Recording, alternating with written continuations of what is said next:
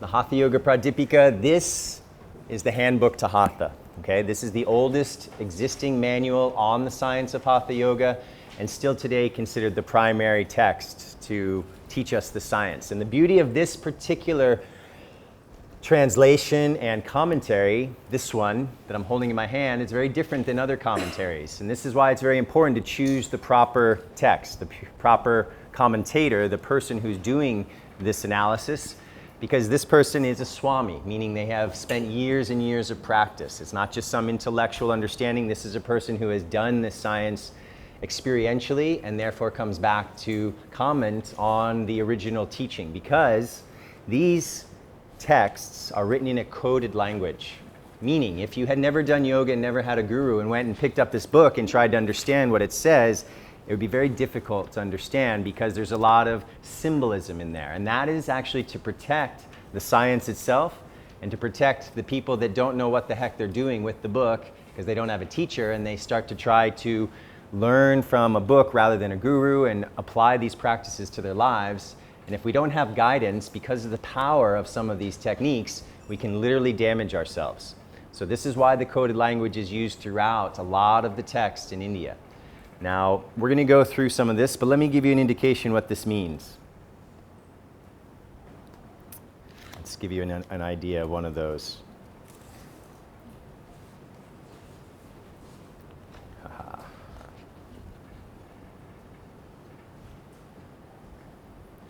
Okay, so with the internalized one-pointed awareness and external gaze unblinking, that verily is Shambhavi Mudra, preserved in the Vedas. So if you had just picked up a book, read this sentence, you'd be like, is this even English? I don't understand most of what this is saying. So there's a reason for this. This is actually for protection. Protection of the science and protection of humanity so that they don't get too much power into their hands that they don't know what to do with. So today we're going to go into this beautiful book, and this is going to help all of us to have a deeper understanding of why we're doing what we're doing here every day.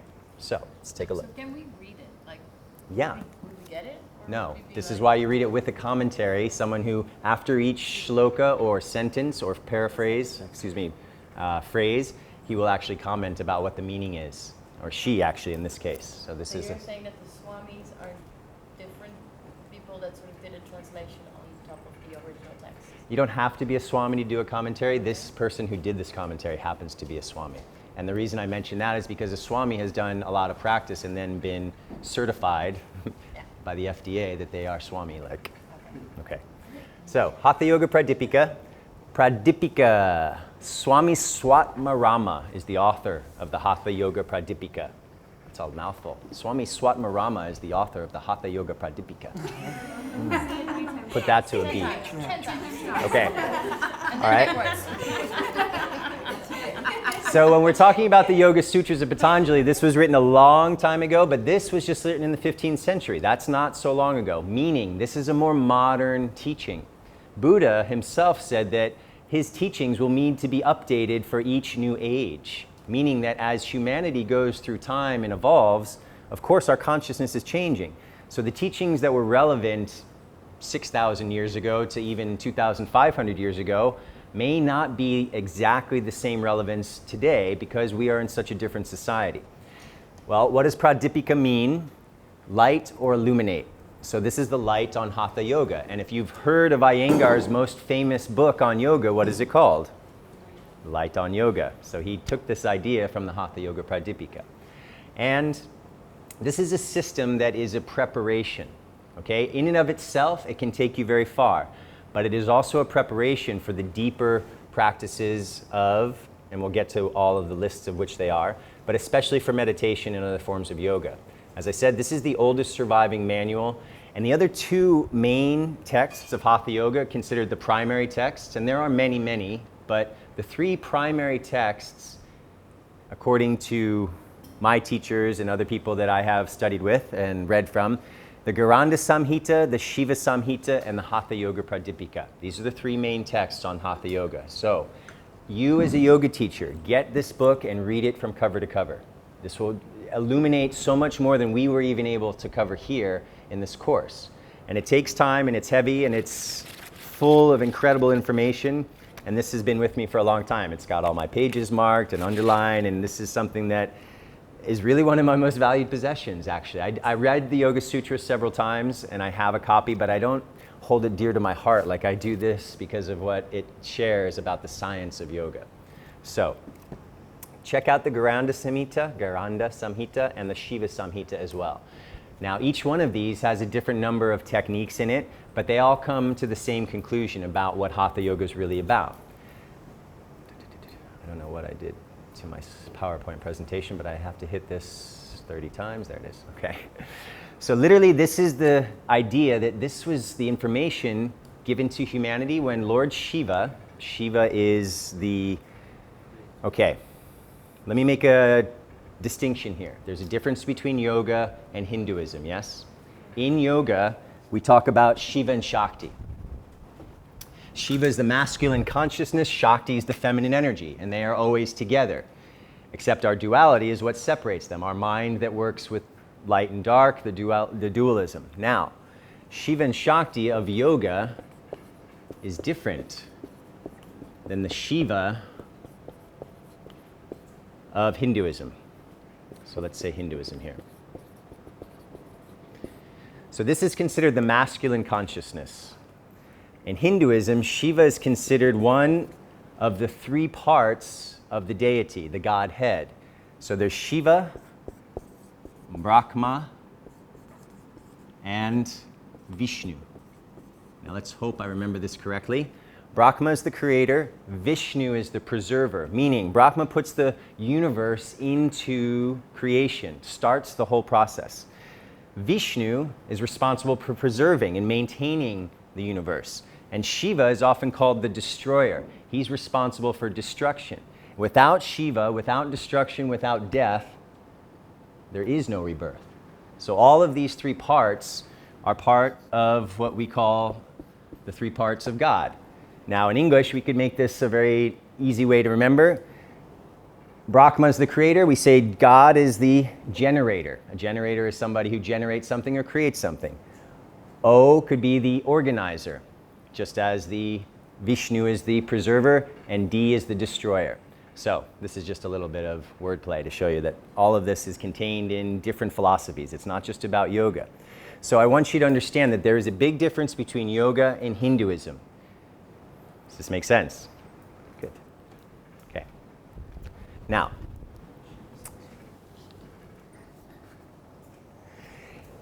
very important to understand the value of lineage. Lineage in yoga is what preserves the teachings.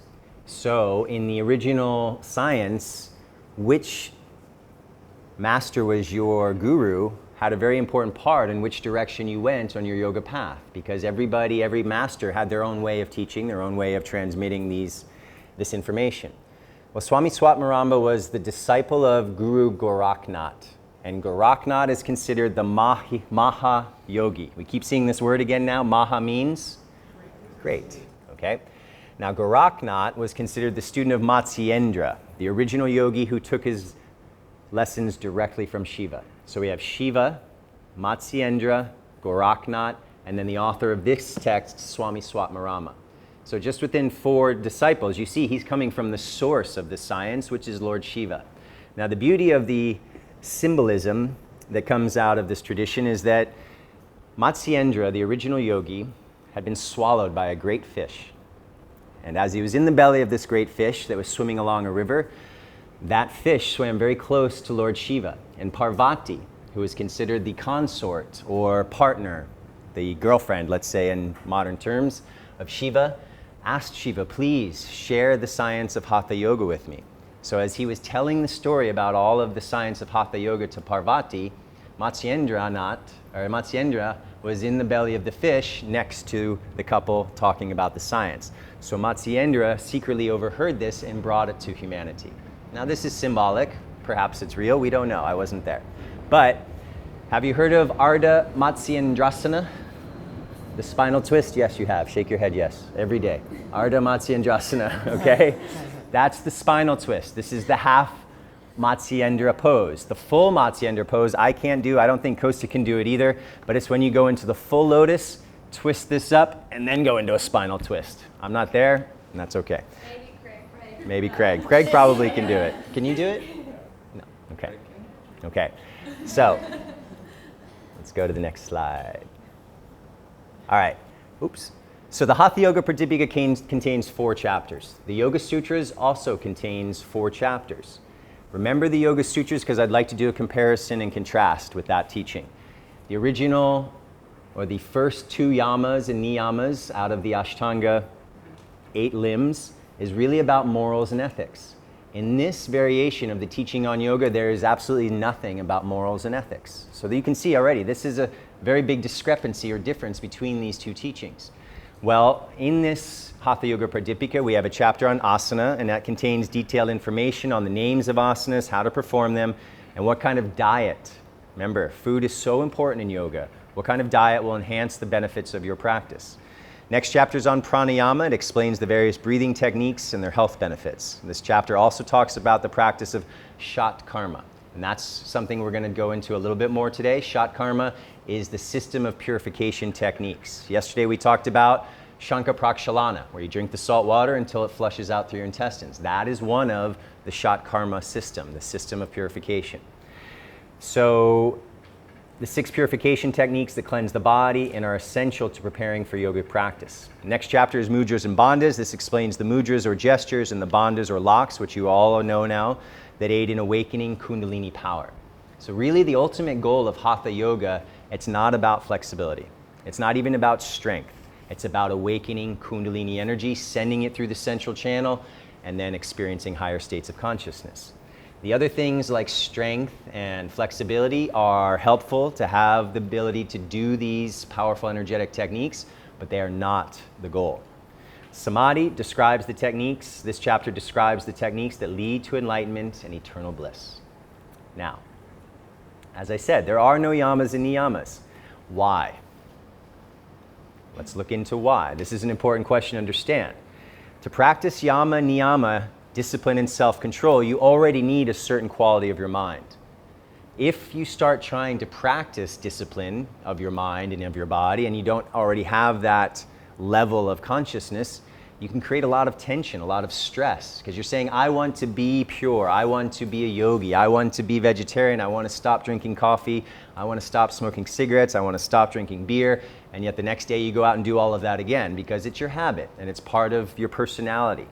And then you create this dichotomy within yourself that judges yourself and says, I'm a bad person, I'm not doing yoga the way I should, and I'm never going to reach enlightenment.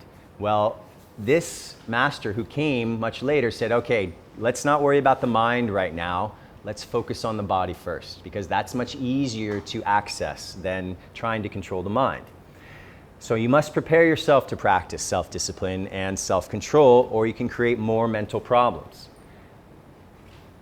The idea is that the first thing we do, even that will help us go deeper into asana, is the purification. That's why these 6 types of Shat Karma techniques are so valuable. Because when you do self-control and self-discipline, it's easier to start with the body, but when I say body, I also need you to understand I'm not just talking about the physical body. I'm also talking about the subtle energetic body, which is composed of what? What makes up the subtle energetic body? Prana, good. What else? What does the prana flow through? Nadis, right. What else makes up the subtle energetic body? We have 7 major chakras, okay? Very important to understand. This is the subtle anatomy. It's not the physical anatomy of bones, flesh, muscles, and tendons. This is called the subtle anatomy because it's a subtle vibration, more subtle than the physical reality. Now, purifying the subtle anatomy is also the main point of Hatha Yoga. Yes, of course, you're getting physical benefits of this reality, but if we want to move the energy through the central channel and get it up to the top, Sahasrara chakra, we need to have a pure subtle anatomy. So this is even more deeper into the science than just the purification of the physical body. So they say, don't fight with the mind first. You're just asking for trouble if you do that. Now, to purify the mind, it's necessary to purify the body. Now, we have people who only do meditation in this world, and there's nothing wrong with that. But through the process of purification of the body, the mind begins to calm down. So those people who say, I'm not into yoga, I'm only doing meditation, and yoga is just for the physical body. I think there's a misunderstanding there of what really happens, because as you purify the physical body and the energy, the mind calms down. So this is things I've already mentioned many times, but this is where this is all coming from now that you see it from the source. So Hatha Yoga is considered the science of purification. It's not the science of stretching and strengthening, although that is a good benefit. So we clean the subtle body of impurities, and the nadis function, and the energy blocks are released. And as we do this, then the energies begin to move like wave frequencies through the nadis up to the brain. Then you're going to have an impact on the mind and the consciousness. So Hatha Yoga is really a preliminary practice for these deeper practices of Tantra. What is Raja Yoga? I've mentioned this a few times. It comes out of royal, good, which comes from which author and which text? Yoga Sutras, right. Patanjali wrote the Yoga Sutras, which is the Ashtanga, 8 limbs of yoga, but it's also referred to as Raja Yoga. So Patanjali's system is often known as Raja Yoga, the royal path of the mind. Now, the main objective of Hatha Yoga is to create an absolute balance of the interacting activities of the body, mind, and energy. And when this balance is created, the impulses generated give a call of awakening to the central force, Sushumna Nadi. So now we're getting into hearing these things again and again. It's time you memorize this word and understand what is the central channel called? Sushumna Nadi. This is very important for any yogi to understand. Sushumna Nadi is responsible for the evolution of your consciousness. I posted this on Facebook a little while ago from Sadhguru, one of my favorite teachers. And he said the most important part of your body is your spine if you would like to evolve your consciousness. Because this is where the chakras are. And once we get the energy into the central channel, it starts to illumine and open the chakras, which then open our full capacities. So this is why the central channel, Sushumna Nadi, is considered the most important part. If Hatha Yoga is not used for this purpose, its true objective is lost. Just to stretch and strengthen is a beautiful thing, but you can do that in the gym. You might not get the same level of flexibility you do in the gym as you do here, but the important thing to remember as a teacher is now you have a key to help your students unlock the door to higher states of consciousness. This is much more than just asking them to get more physically fit. So, we've heard of Ha being called the sun and Ta the moon. In the Hatha Yoga Pradipika, they actually refer to it differently. They say Ha is the prana, or the energy, the vital force, and Ta is the mind or the mental energy. So the practice of Ha and Ta is resolving this duality so that we experience consciousness and energy as one. So, Hatha Yoga is the union of pranic and mental forces, thus awakening higher consciousness. Prana Shakti, Shakti's energy, we can call it Prana Shakti. We can even say Kundalini Shakti when we're referring to Kundalini, which is a different specific kind of primordial spiritual spark within every human being. So this Prana Shakti and Mana Shakti, remember we keep coming back to this word too. I'm starting to plant seeds a little bit with Sanskrit. Remember Mana from mantra, Mana is mind. So Mana Shakti is the force of the mind. And these are the two fundamental creators of reality. Everything in this universe is made of these two forces. So this comes back to what we are starting to verify with quantum physics. Everything is alive, awake, and responsive. Everything is conscious. That's why I keep telling you, your movie is unique to you because of your consciousness. That's why this world is in you. Everybody's world is within themselves. You are the projector and creator of your movie, let's call it. So life, here's more Sanskrit that we're recycling. We talked about it yesterday in the Ayurveda lecture, or the day before. Prakriti in Ayurveda means your natural tendencies, or the temperament that you were born with. On the other hand, consciousness is what is Purusha. So we could say Prakriti is life, we could call it nature, we could call it manifestation, this universe that we can see, touch, and smell. Where consciousness is the divinity which animates everything, which gives life to all of this by being conscious and permeating every single particle of the universe. Now, if we look at a different science, the Tantric science refers to the same things but with different terminology. So Prakriti, or energy or manifestation, is Shakti, whereas the transcendental consciousness is Shiva, which is something I just went into a little bit there. And Hatha, we can even talk about it in a different way. This is the balance of Ida and Pingala nadis, the balance of energy and consciousness. So, in Taoism, yin and yang. So you see, this isn't just something that comes out of yoga, this is from around the world as well. And in physics, modern day, we talk about it as matter and energy. Okay? So Hatha Yoga is the balance of these two forces. We know that already. Now, this next one is very important.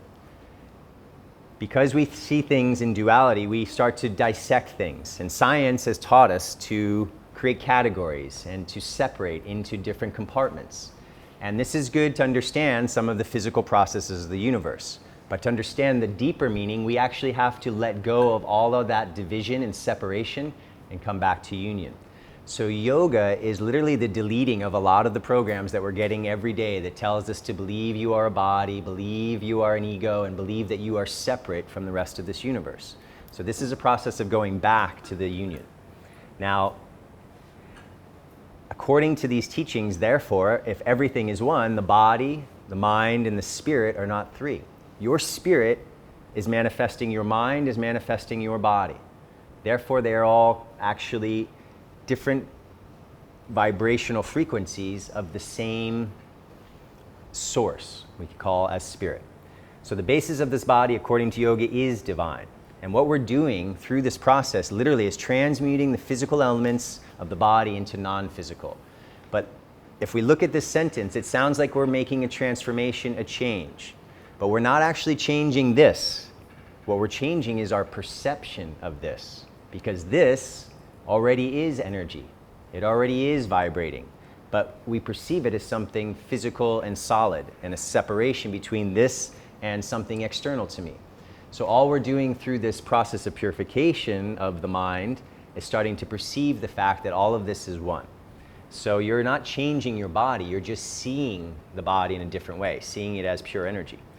Now the body can be changed in the spirit, and the spirit can be changed into the body, depending on your perception. This is exactly what we talk about in this play of Maya, or illusion. The illusion is that we think that this is solid material, when actually it's conscious energy. Okay, the body is the physical manifestation of the most subtle Shakti, or energy. Now, a lot of times if you go through Tantra, actually I'll save that for tomorrow in the Tantra talk. Okay, if we want to meditate more easily, then purification of the nadis is one of the first steps. And removing 3 types of waste is what we're doing through these purification techniques: mucus, gas, and acidity. What is mucus for those that maybe are not first language speakers? Mucus is that stuff that can pour out of your nose when you have a really bad cold. Snot, for a nicer word. And it's also in the body, in different parts of the body, not only in the nose. Now gas, we know that that's too much, if we use Ayurvedic term, too much vata, too much wind, and that can create very much discomfort within the being, but also in the mind. So acidity, as I talked about, that's where disease can live. Alkaline environment, disease cannot live. So long time ago, Hatha Yoga figured out we got to get these impurities out so that then we can go into deeper states. So you move the excess of these three metabolic products, and that will bring you to health. So we have 6 different types of kriya. The first one, a kriya means an action. So the shat karma also means action. Okay, you're going to see a lot of these words have different meanings in different contexts in Sanskrit. When you look at the shat karmas, that means 6 actions, the 6 purification actions. And then we refer to each individual as a kriya. Yesterday I talked about the 4 morning kriyas, where you cleanse the nose, the tongue, the eyes, etc. So these are the kriyas that we're talking about now. The first one is neti. And neti is what you do for the nasal cleansing. You pour the water through one side, then the other. That's used a neti pot, or often called jala neti, the pot for the water, jala meaning water.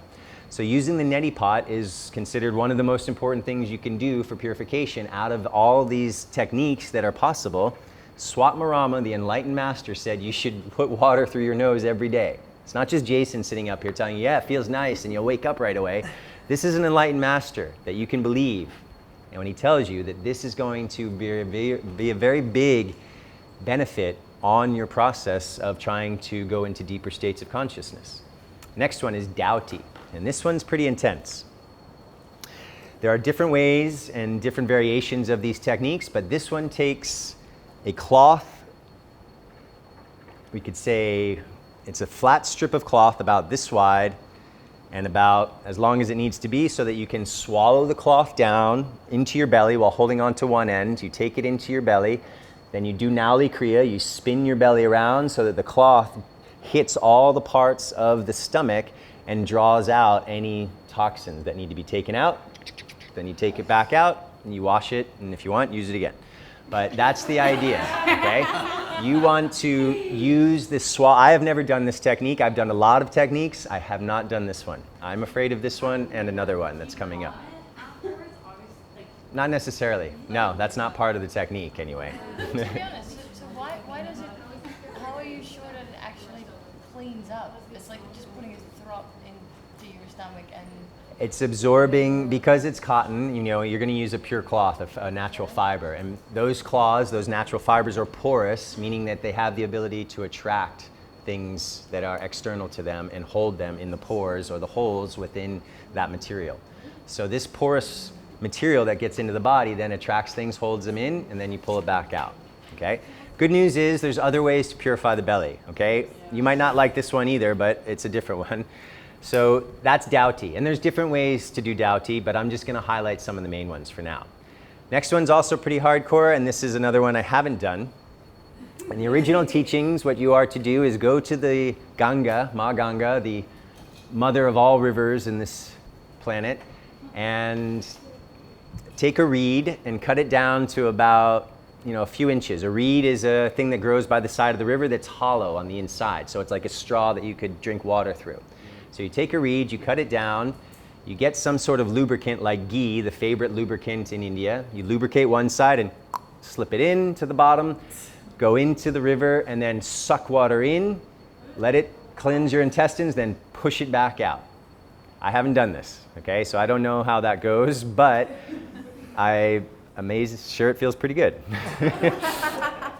So that's one way. Now, out of that idea of basti, there is also different ways to cleanse the intestines, which is what I was talking about yesterday. So another way that's actually more holistic and cleanses the whole root of the intestine, not just the end, is by drinking water in one end and letting it come out the other end. So there are different ways to get there. Now, Nali is something you know. And actually, I'd like to show you something because Costa hasn't gone into it so much, but maybe tomorrow morning we can practice it a little bit so you have an understanding of how to practice it when you go off on your own. Now, Nali Kriya, he says, okay, let's do Nali, but I haven't really seen him show you the intermediary steps of how to get there. So the first step in how to do Nali Kriya. Can you guys see my belly? Yeah. Okay. The first step is to isolate what's called the middle pillar. And the middle pillar is this abdominal muscles that are in the center. And when you do this, only those pop out and the sides pull in.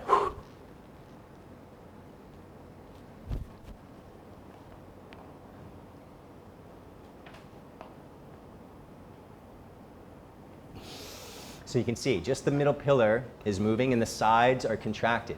However, we don't contract the sides. All we need to do is focus on that middle pillar. So the first step in mastering Nali is just this. Push the belly out slowly with control, pull it back in slowly with control. And over the course of days, maybe weeks, and for some people even a month or so, you start to get the isolation of this middle pillar. So all you do first, can't really do it without putting the middle pillar out. But you want to push the stomach in and out slowly with control. And as you gain mastery over that muscle response, then eventually it just happens one day where the middle pillar pops out. One thing you can do to help you get to this understanding of what it feels like is put a mirror on the floor. Then you connect what's actually happening with the sensations. So the visual aid is very important actually. So once you get the middle pillar down, it's time for step 2. That's learning to move the pillar side to side. So what you can do is take both hands on one knee. You do the same thing. Exhale, get all the air out. Then each time you lean forward onto that knee, you push the middle pillar in that direction. You lean back, you pull the middle pillar back. Out, in, out, in.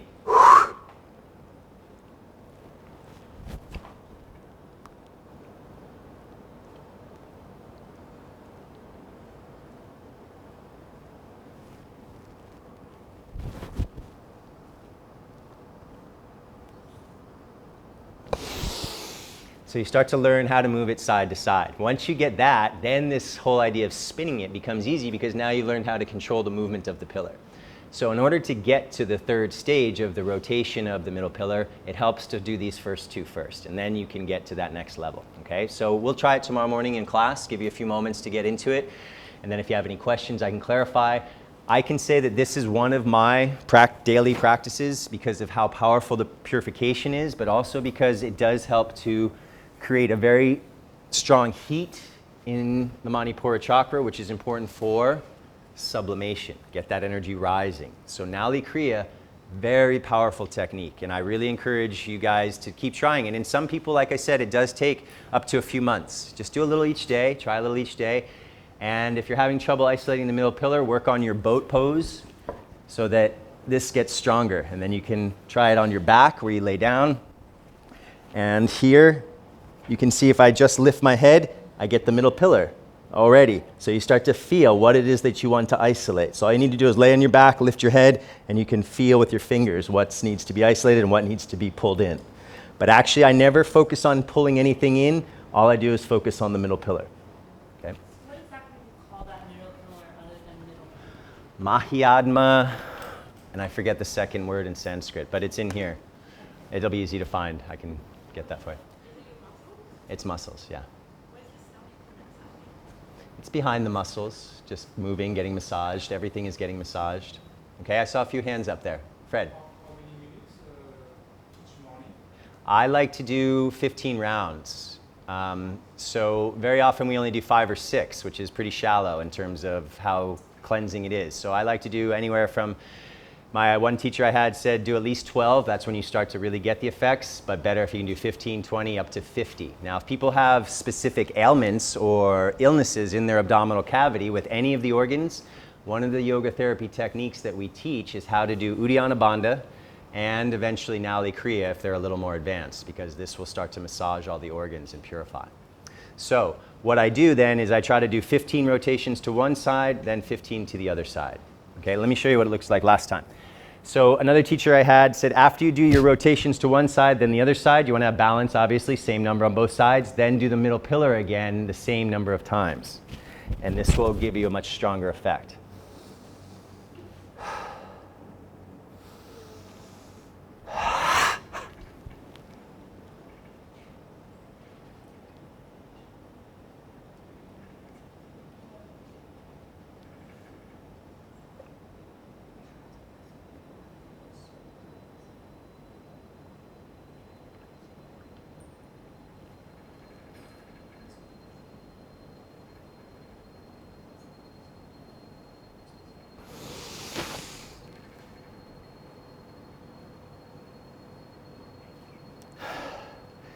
So it gets very, very strong energetic effects. So you do 15 in one breath.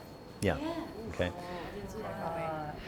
And I have a full belly, so I didn't plan to do this, okay? So this is what I mean. Bring balance to both directions, and then always a little bit, at least 3 times the middle pillar again at the end to really amplify the effect. Okay, that's optional. You don't have to do the middle pillar again at the end. I saw another hand, I think. Anybody? Nope. Okay. So that's Nali. Now you know more about Nali a little bit, and we'll try it again tomorrow. Next one, Kapalabhati. We're breathing, but what are we doing literally? What does Kapalabhati translate as? Skull shining, because you are purifying the frontal lobe of your brain and your third eye. So this is very powerful purification technique at the mental level. Yes, it's breath, but it's not categorized as a pranayama technique. Kapalabhati is always known as actually a kriya or a purification technique. And the last one is one that I talked about with you already. This is the eye gazing, where you're focusing either on a yantra or a mandala or a candle flame. There are many different things that you can focus on, but that's also purification of the eyes and at the same time, purification of the mind. Okay. Now, through the process of yoga, the body becomes more and more pure, therefore more and more subtle. The vibration is rising as you purify yourself. Then the body's transformed into a yoga body which is unaffected by disease and old age.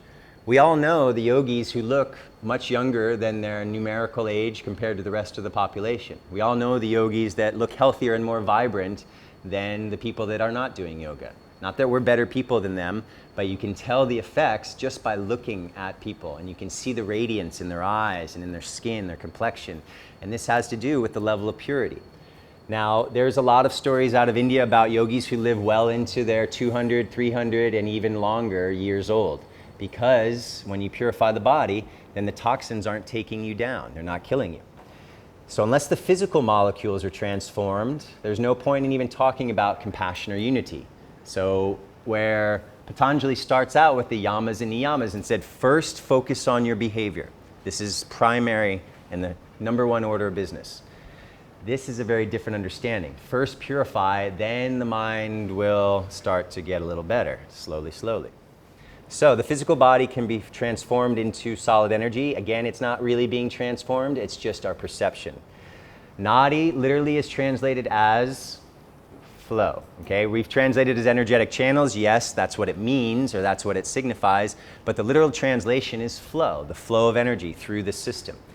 Ida is considered the negative, not in a bad way, but as in plus and minus charge of electricity, the two polar opposites of energy. So Ida is the negative force, Pingala is the positive force, and Sushumna is the neutral force, and that's where the flow of spiritual energy happens, is through the central channel or Sushumna Nadi.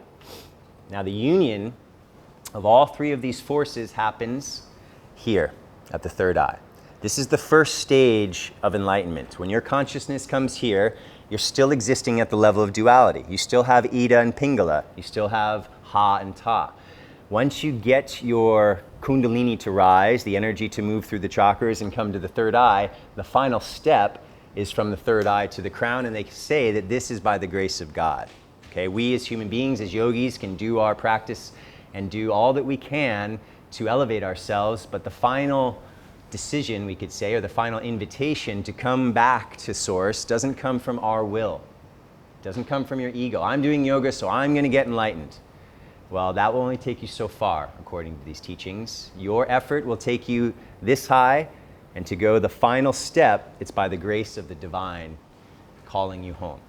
Okay, so that's an important thing to understand. It's effort and surrender, not just effort. We also need to surrender. Now, as a result of this union here, what happens is Kundalini starts to awaken. So Kundalini raises the level of consciousness, and basically this is symbolic. Kundalini, Kunda is a snake or a serpent, and as I said, this is coiled 3.5 times around the spine, and once this energy awakens, this is what then opens the chakras. But in order to get there, you first have to get the energy to flow in a balanced way through Ida and Pingala, and this is what Hatha Yoga is all about. So we could say that yoga is the union of Shiva consciousness and Shakti energy. And when Kundalini finally makes it to the crown chakra, that's the union of energy, Shakti, with Shiva consciousness. And that's the whole goal of this science. So you're saying that without awakening the Kundalini energy, you can't open your chakras? you can have an effect on your chakras. You can, this is a good question. She said, without awakening Kundalini, are you saying that you can't affect your chakras or awaken your chakras? No, that's not what I'm saying. By doing pranayama on the heart chakra, I can send positive energy, beneficial energy there, or to any chakra I want. But for the chakras to go into full bloom, we could say, to open up to their fullest capacity, the Kundalini needs to come through and literally light them up. So we can start to purify, balance, and things through the Hatha Yoga practice, but it's the Kundalini awakening that sends us to the highest level of our capacity in each chakra. So Sushumna Nadi, again, the highway for Kundalini. So I am getting repetitive, as you know, on purpose. I want you to hear this several times.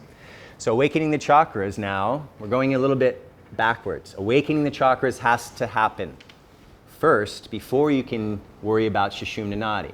So you have to start to awaken them so that their blockages are released, then the energy can flow through each chakra. So it's a several step process, I can say, but it's all happening also simultaneously. So what's the most efficient way to awaken the chakras? You can do asanas for a long time and it will have some effect on the chakras, but pranayama is so much more powerful for the energetic awakening. So Hatha Yoga is literally the control of pranas, and the mind is automatically controlled. Who here feels already in week 4 that their mind is more calm than when they arrived? Have we done hours and hours of meditation? Not really. The only thing you've done really is asana, pranayama, bandhas, and some mantra. That is what's affecting your mind. So you don't have to worry about trying to stop the mind, and that's the great concern once people come to yoga and hear yoga is the stopping of the mind, and they try to meditate for 5 minutes and realize that that is incredibly challenging. So we don't have to worry about the mind, and in fact the next one says, don't worry about the mind, ignore it. Practice pranayama. Okay. So tomorrow I teach in the morning, Costa teaches in the afternoon. He'll give you another good strong one, just like you like.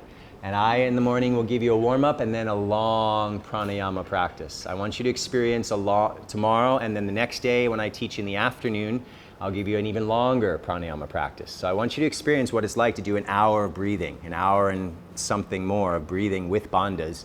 Then you'll know, you'll start to get a taste of what pranayama is really about. Because less than an hour of practice, it's still considered preparatory. You're just getting started. But as you go deeper and longer into, let's say you do Nadi Shodhana for a half hour, which is something I love to do. Imagine how different that would be than after just doing it for 5 minutes. Okay? Imagine doing the humming bee breath for 15 minutes. Everything is vibrating. So going deeper into pranayama is literally the next step in your evolution of your path on yoga if you choose to go into that direction. So by practicing pranayama correctly, the mind is automatically conquered. And to prepare for the power of pranayama, it's the shat karmas. Because you can't just start pumping a bunch of energy through nadis or energetic channels that are blocked. It's like you have a hose that has a bunch of dirt in it and you force water through with a pump, you're going to explode the hose. And this is what happens to people that try Kundalini techniques when they're not pure. So they get a heavy, they hear that Bhastrika helps to awaken Kundalini. They've never done it. They smoke cigarettes. Sorry for those who smoke cigarettes. But they start doing Bhastrika powerfully because they want to reach enlightenment in this lifetime. And their nadis are impure and they send too much energy and they start to have mental, emotional, and physical problems. And some of them are irreversible. There are people that have literally fried themselves, burned themselves out with Kundalini practices that they were not ready for. So how do we get ready? All of these 6 kriyas or shat karmas that we've talked about. Now it's the shat karma that purifies the whole system and removes blockages from Ida and Pingala. When there are no mental or energetic blockages, the breath flows evenly in both nostrils. This is the next important part for you to understand. Throughout the day, your nose is breathing and usually you're not even paying attention. It's happening automatically. Unconsciously, we could say. When we start to take control of this, we bring the conscious level to an unconscious, systematic respiratory system, which means we're connecting the conscious and the unconscious, or we could even say the subconscious. Let's call it that instead of the unconscious. So by connecting the consciousness with the subconscious, that is the goal of yoga, is to go deeper into the subconscious. Now, when throughout the day, one nose or one side of the nose is usually more open than the other. And try it right now. See if you can just breathe and feel which side is more open. If you can't feel it this way, close one side, take a couple breaths, see how it feels, then close the other side. Take a couple breaths and see which one is more open. And this is what happens throughout the day. It changes from side to side, generally about every 90 minutes. Now, when you know which side is more open, that helps you understand what part of your system is dominant. So if your left side is open more, that's the Ida. That's the feminine side. That's the calming. That's the parasympathetic, which means that is a good time for meditation. If your right side is more dominant, that means Pingala is active. The heat, the sun, the sympathetic, the fight or flight is active, which means you're more ready to go. So it's better to do asana practice, or even better to do mental work that you have to focus on. So this is something that's called Swara Yoga, and it's a whole science based on understanding what is happening within your sympathetic nervous system based on the flow of breath in your nostrils. Then you know what time of day you should do which activities. So it basically optimizes your potential. If you're trying to do meditation and your sympathetic is going, it's going to be very hard also because your mind will be very active. So ideally, what we want to do is get both nostrils flowing evenly, and that opens the central channel. So this is how we do this through our practice of pranayama. When the left nostril flows, Ida is active, the mind is dominant. When the right nostril flows, Pingala is active, and the pranas or the energies are dominant. So the flow breath in the alternate nostrils at the same time indicates the state of balance of the sympathetic and parasympathetic nervous system. And this is the best time to meditate. So how do we get both nostrils open? Okay, here's another trick for you. If one nostril is more open than the other, and you want to open the one that's more closed, okay, my right nostril is more open, my left nostril is a little more closed. How do I open my left nostril? Inhale right, exhale left. Inhale right, exhale left. And you do that for several minutes until the left side opens. And that will help to bring balance to the two. So you want to exhale through the side that's blocked. It's like you're pushing the air out through the blockage. And that's how you can start to bring balance, and that will help you go into meditation. Now here's another trick for those that have one nose that's clogged and they want to do alternate nostril breathing. Let's say I want to do this process of Nadi Shodhana, but I can't even breathe through my right nostril because it's so blocked. Take a cushion or a rolled up towel or a rolled up shirt and put it a few inches under the armpit, and there's a nadi here on the left side of the body and on the right side.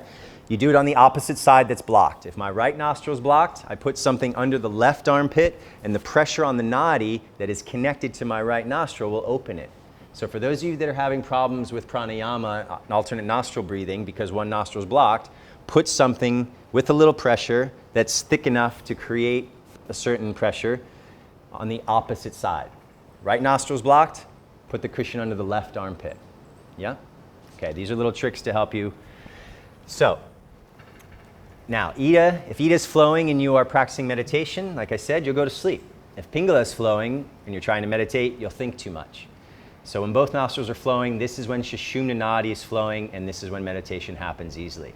And now you know the trick, okay? Just unblocking the side that's blocked, getting both sides evenly flowing, opens up the possibility for Sushumna Nadi to open, and this opens up the ability to go into meditation. So Jason, are you saying that we're going through Ida and Pingala like throughout the day a few times, or is it one is more dominant for each person? No, good question. So throughout the day it shifts. Every 90 minutes, like for 90 minutes, this side will be open, and then another 90 minutes, this side will be open, and then the next 90 minutes back. And it goes back and forth throughout the day, every 90 minutes, about 90 minutes. It depends on the person, on the day, etc. But generally. They're both blocked. It means you have a cold. It's not like snot, but like sometimes you can't breathe. You know? That means there's some sort of energetic blockage happening somewhere. And guess what? If you eat too much kapha food, kapha is that heavy food, yeah, that slows things down, and it forms more mucus. Mucus is that sticky stuff in the body that slows things down. So if you're eating a lot of kapha food, like cheese or dairy, milk products, they create a lot of that phlegm in the mouth and in the system. If you eat a lot of that, it actually gets harder to do pranayama because it's blocking. So we want to release the excess mucus, as it's said, through the Shat Karmas, through the Kriya purification practices. So making Sushumna Nadi flow is the most important process in yoga, which leads to Kundalini awakening. Okay? So what can you do to lead to Kundalini awakening? First of all, make sure both nostrils are open. And you can do what I just said, unblock the one that's blocked. Then you can start bringing energy into both sides through the alternate nostril breathing. Then you want to send it into the central channel. How do we send energy into the central channel? We can do Bhastrika.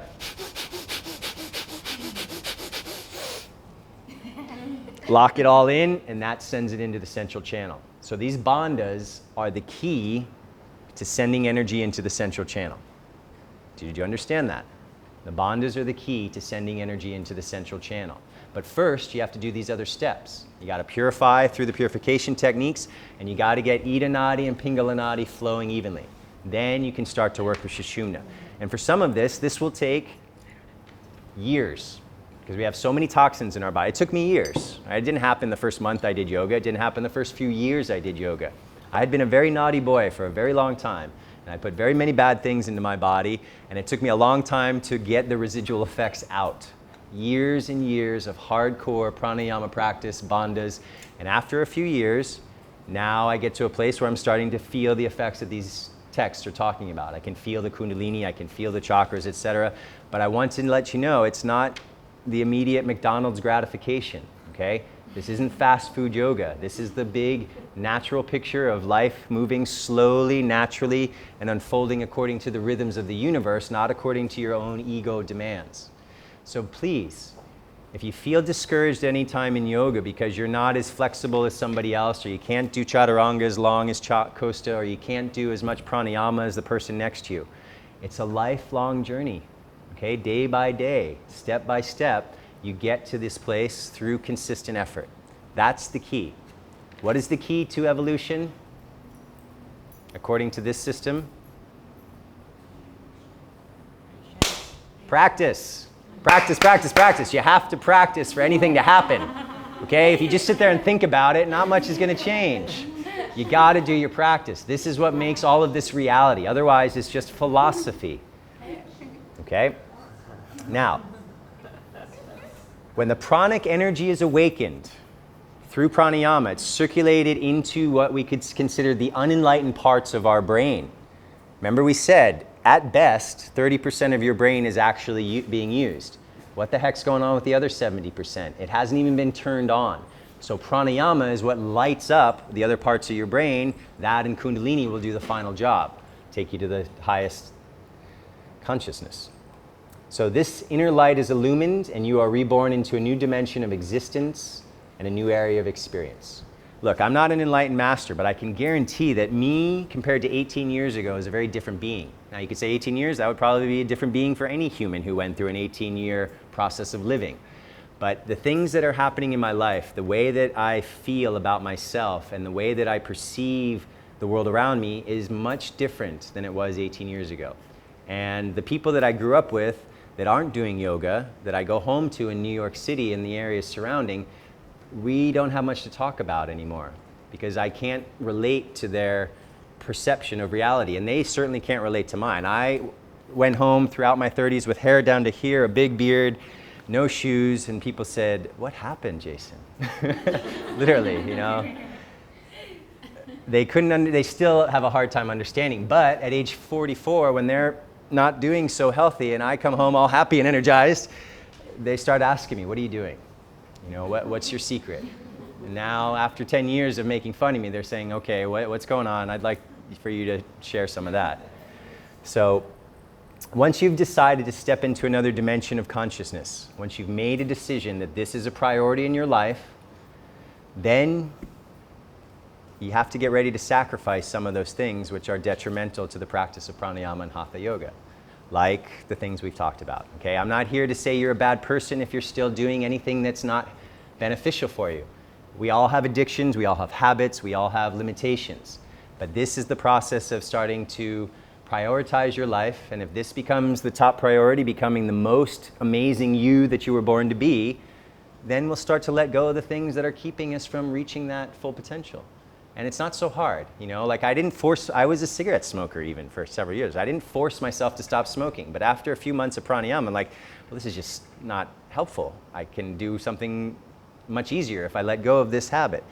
So eventually I didn't force myself to become a vegetarian. It happened through the process of just doing yoga practice, and slowly I felt like I didn't want to do it anymore. So this system is not about suppression, it's not about repression. You're not trying to force yourself to be some sort of ideal yogi.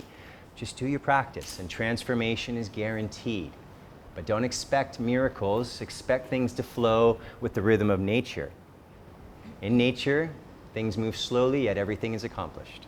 This is how we need to approach our yoga practice as well.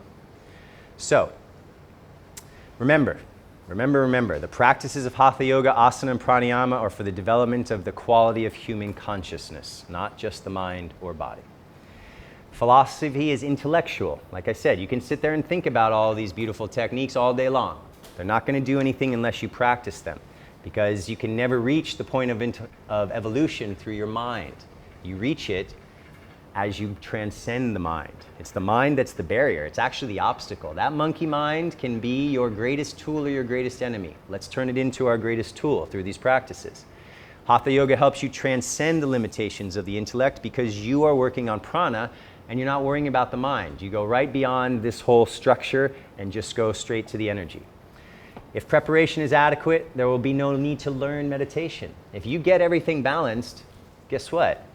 meditation happens. You don't even have to do anything. If you are pure and balanced, you close your eyes, the thoughts aren't coming. You're in stillness, you're in peace, you're in bliss. So this is a reality for all of us. This is not something just for the guys and women who go to the mountains and caves or in the jungle. All of us have the capacity to do this. It all depends on you. Because once you do enough purification, I love this sentence, I pulled it out of this book. This is from the commentator. One fine morning while practicing pranayama, your mind will be lifted into a new realm of consciousness. And this does happen, okay? Now, one side note about this whole science, the science was created for purification, for a spiritual path. But what the yogis figured out is that it's also one of the most effective therapies on the planet. So this is why yoga therapy is a burgeoning and exploding science in the modern day, because it is so effective. So yoga therapy is to regain the health of the whole system, and you do this, or you can do this, by bringing health and balance into one system. This is a law that one system affects the entire organism. So if you bring one part of the system into balance, that's going to help affect the entire system. So if you can just do Nauli Kriya, Uddiyana Bandha, something to work with the abdominal cavity, and you purify and balance this part of your being, it will impact the rest of your being. So you don't have to worry on fixing everything. You know, I have a long laundry list of all the problems with myself. Just focus on guiding your energy into one direction, and that will impact things at a deeper level holistically. So if you're able to create health in one system of your body, as I just said, gradually your whole body begins to improve. The psychic and mental diseases humans are suffering are a result, very simple, of disharmony in the energetic system.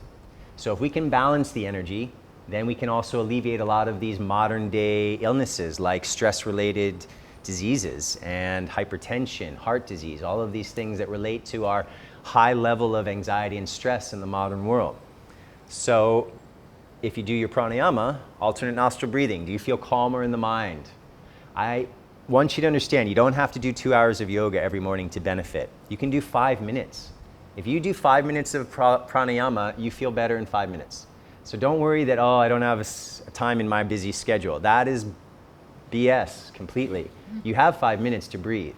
And especially, I'm getting ready to do a lecture. I'm sitting out there, and I took a little nap this afternoon for about 10 minutes, just closed my eyes and rested, and I wake up feeling a little groggy. So as I know I'm going to come give a lecture, I do 3 rounds of Nadi Shodhana, and I get more clarity. You don't have to step on a mat to do yoga. You can do it in your office. If you had a long day and you got a headache, do a couple rounds, and you feel better. Yoga is for any time of the day, anywhere, okay? And you can always bring your mind in and find the rhythm of your breath to calm down. So this is something that we start to grasp as an understanding that I can heal myself at any moment with the technique from yoga. I can bring balance, or I can make myself feel better at any time just by using a technique for a few minutes. Now, this is also something that as teachers, you can start to share with your students, your friends, and your family. Okay, you have a headache, let's do this. 5 minutes later, do you feel better? Yes. Oh my God, I haven't lost this headache in 2 days.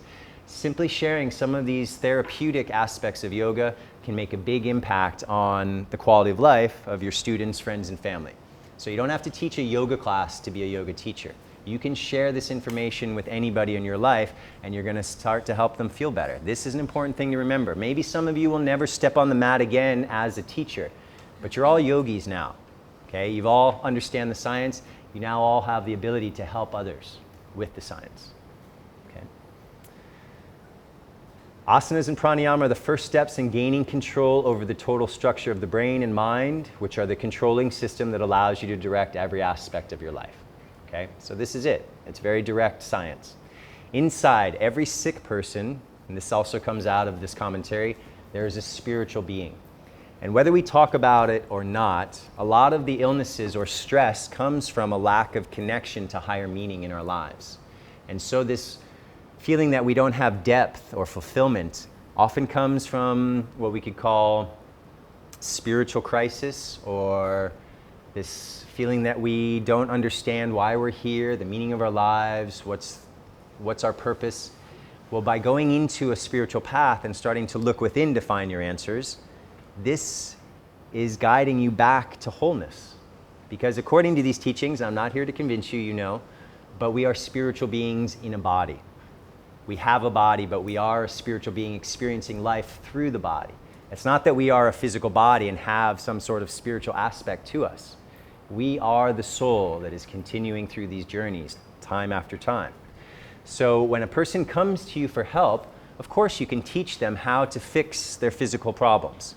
But you, as a teacher who knows the value of the depth of the science, can also, depending on their openness, plant seeds that help them to go deeper into greater understanding of their own being. So you can help them with the physical, but don't stop there.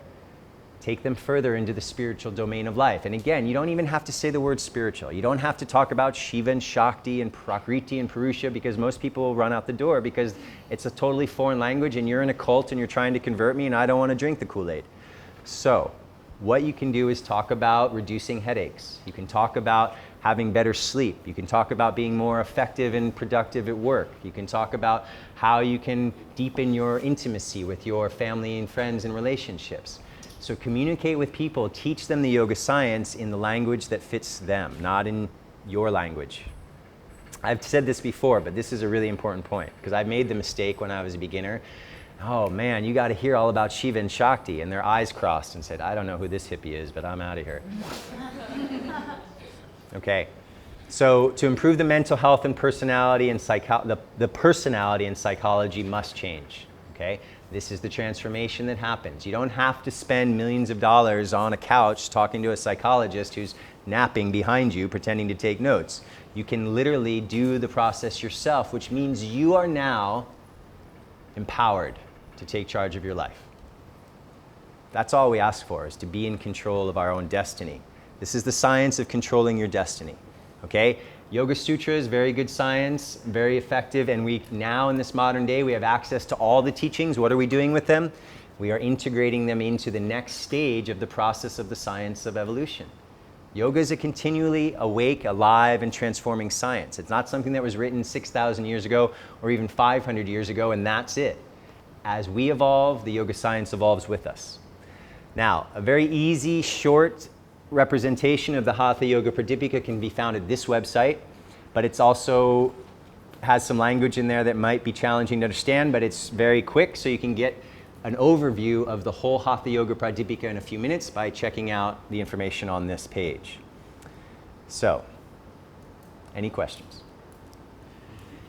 Yeah? You're doing yoga therapy now. Yes. Right? You look at another service that you provide to people. Sure. Most of your customers, most of your clients come in with physical issues, or is it more emotional? Actually, surprisingly, most of the clients that I see have mental and emotional issues. And they have gotten to a place where a lot of them have tried to take medicine, you know, like mood-altering medicine to try to deal with their mental and emotional problems. And they realize that that was making them sicker. And they start reaching out for holistic ways. I've been to Dubai. I've been invited to go teach in Dubai a few times, and I went there as a yoga therapist. And whether you know anything about Dubai or not, it's a crazy materialistic society, high stress, high achieving, high pressure. And so I had people coming to me because they heard that there was a wellness center. And they didn't know about me, but they heard there was a wellness center. So they went there and they start looking for ways to find wellness. And what do? Is they see that there's a yoga therapist. So people come to me and they've never done yoga in their life. They've never done pranayama in their life, and that's the first thing I teach them is pranayama. And after a half hour of breathing different ways, they're hooked already. So that's all we need to share, really. If you can share some very basic pranayama techniques with people that are suffering with mental and emotional challenges, you can transform their lives in a few minutes. That's the power. So it's a great fulfillment to see someone feel better, and you were able to help them with that. You know, that's what lifts me up more than anything, is being in service of others. And as we said yesterday, through Karma Yoga, it's one of the easiest paths to purification of the ego. It's one of the easiest paths to enlightenment. So serving others through yoga is now something you all have the capacity to do, because you can offer these techniques to anybody at any time. Shannon. What would you say from your experience is the best pranayama as an introduction to somebody suffering headaches?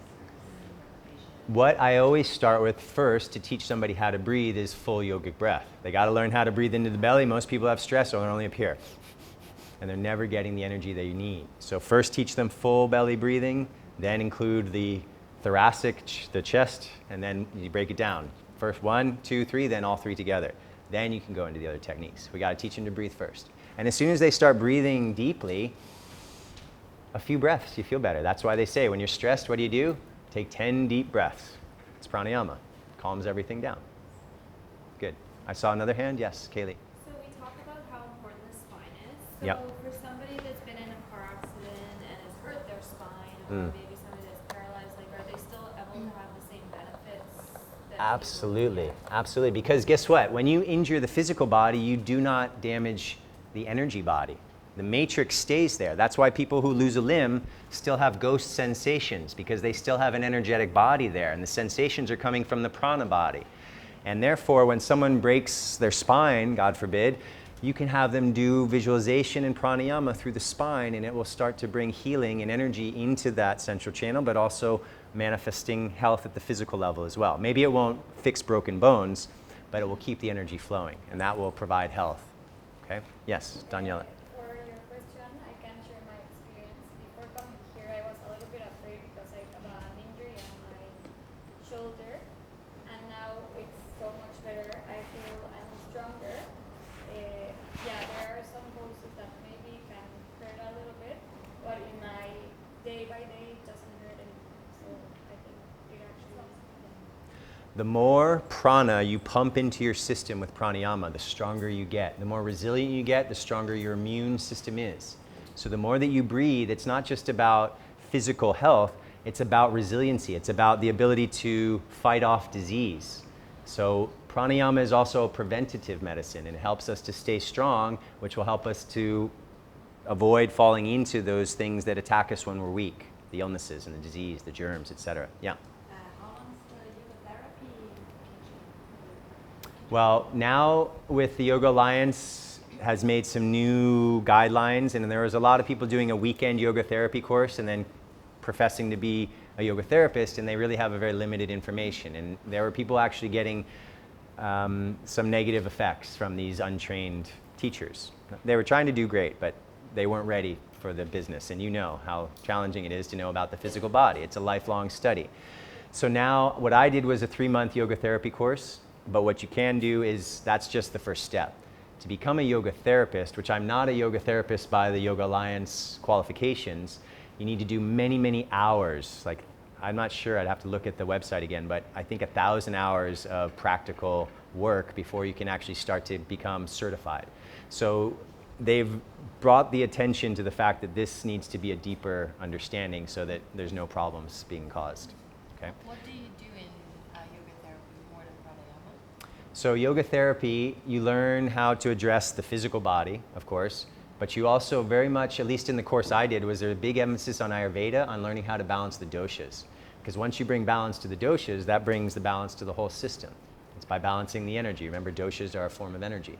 So as you balance the doshas through the yoga practices, asana, pranayama, mudra, diet, herbs, etc., then this is one of the most effective sciences to go sister science of yoga, and they work together. So a lot of our yoga therapy, what we did was we'd have a student come in or a client come in, and this was neat actually. We had 2 adjoining rooms, and next door we had a video camera, and in the other room we had the ability to see what was happening in the other room through the video camera. So we watched on screen, all of the students watched the teacher of our yoga therapy course and watch one other student with a client. So the new student, the yoga therapy trainee, is in there and they're asking questions. And you start asking questions to find out what is going on with their doshas. Same thing as you ask those questions in the self-test about how to find your dosha. So you start asking a lot of questions to find out what is going on in their body, emotions, energy, and mind.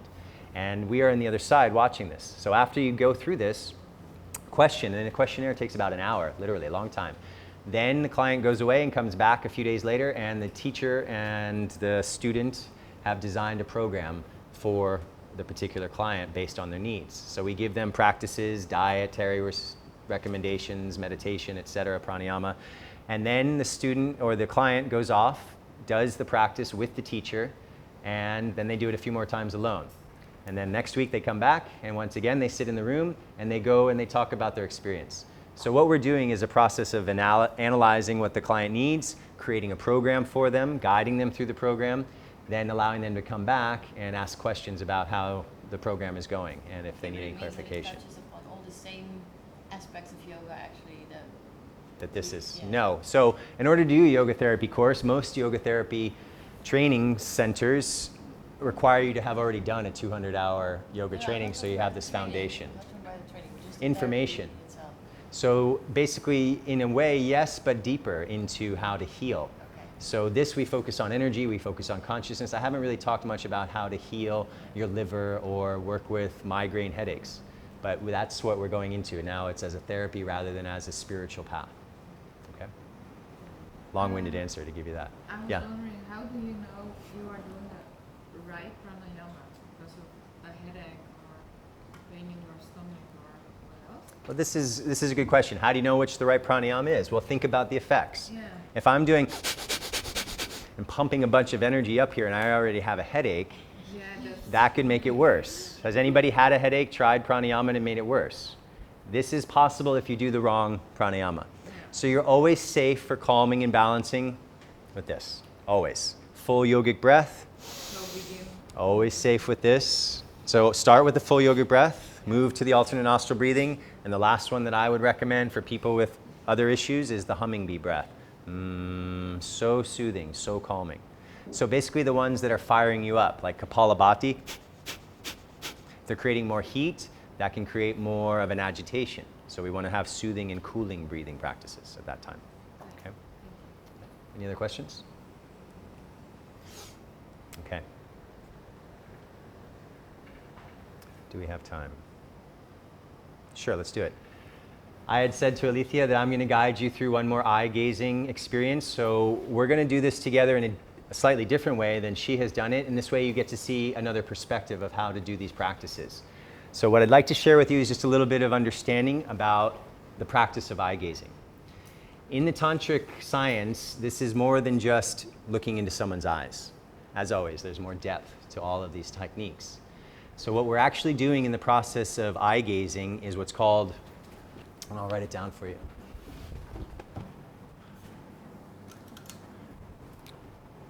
It's called transfiguration.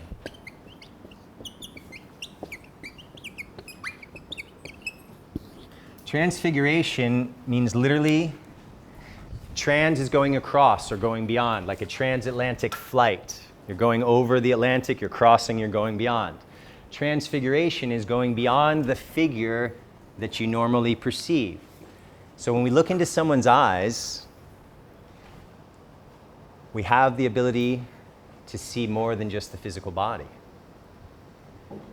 The process of transfiguration, according to Tantra, is literally a process and a practice, a technique for seeing the divine in the other, for seeing God in the person whose eyes you're looking into. What do we call the eyes? The windows to the soul. And that's not even a yogic expression. But this truth is known throughout the world, that on the other side of the eyes is the consciousness that's looking out and experiencing this life. So as we go into transfiguration, we try to see beyond the mask, right? We all wear masks, many masks, and we show those masks to the world based on what we feel comfortable allowing them to see. So what we want to do in this process is to see beyond the mask, to see the purity, to see the essence of the other, to see the spark, the divine within the other. And in that same process, if you're doing this with someone else, you are letting down your masks, which is often the hardest thing to do.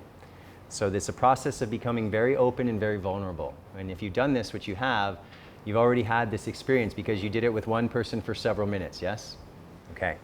So in our practice today, we're going to do it with 5 different people. And each one won't be so long. But what you're going to have is a unique experience with each person. Because every person that you gaze into their eyes, that's a different jiva, a different individual soul. So you will feel and experience something unique to that individual. And I want you to have this opportunity to connect at a deeper level. And as I heard Alethea say, this isn't just something you can do in yoga. This is something that as you start to let your mask down, as you start to connect with someone at a deeper level, this creates a bond, this creates a connection. And this is very powerful to do with friends, family, parents, boyfriend, girlfriend, husband, wife, children. Because we all wear the mask in that role that we play with each other person in our life. And allowing yourself to be completely vulnerable and surrender the ego is one of the main goals of yoga. So this transfiguration is a very powerful process. It's not just about, can I see the color of their eyes? Can I see some changes? And as I was talking about one day with Yuri, if you do this long enough, as you stare into the eye of the other, you may experience the face going into different shapes, morphing into different faces. And this just depends. It doesn't happen for everybody. But for some people, if you look at someone's eyes long enough, you can start to see the face go into the face of a man or a woman, young or old. Very many things can happen. And the first time I saw it, it literally scared me. Because am I hallucinating? What's going on here? Is this person changing, or is it all in my mind? And what they say is that as you gaze into the eye of the other long enough, if you're pure enough, then you can start to see the faces of the past lives. So this is something that can't be verified scientifically, and I'm not saying you have to believe it, but I have done this process, and if you hold that gaze long enough, you may start to see some changes in the face. Nothing to worry about, nothing bad has happened. It's not a problem, it's actually an opening of your consciousness to see something beyond just the present physical reality which you're usually tuning into.